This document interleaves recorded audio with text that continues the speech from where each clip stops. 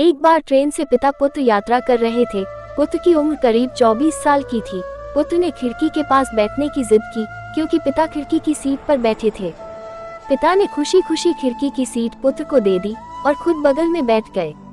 Train में आसपास और भी यात्री बैठे थे। ट्रेन चली तो पुत्र बड़ी उत्सुकता से चिल्लाने लगा, देखो पिताजी, नदी, पुल, पेड़ पीछे जा रहे हैं, बादल भी पीछे छूट रहे हैं।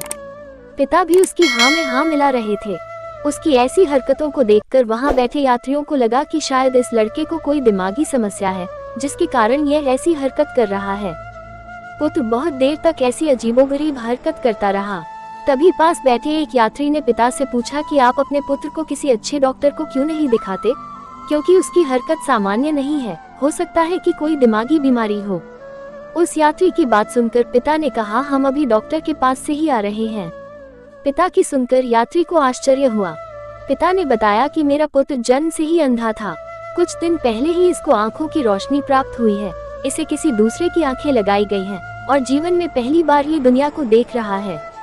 यह इसलिए ऐसी हरकत कर रहा है क्योंकि ये सारी चीजें इसके लिए एकदम नई है, ठीक वैसे ही जैसे किसी छोटे बच्चे के लिए होती है। पिता की बात सुनकर आसपास बैठे लोगों को अपनी गलती का एहसास हुआ और उन्होंने पुत्र के पिता से माफी भी मांगी।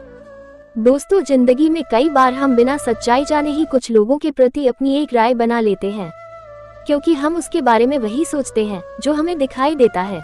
इसलिए किसी के बारे में राय बनाने से पहले हमें उसकी सच्चाई जान लेनी चाहिए, जिससे बाद में सच्चाई का पता लगने पर शर्मिंदा ना होना पड़े।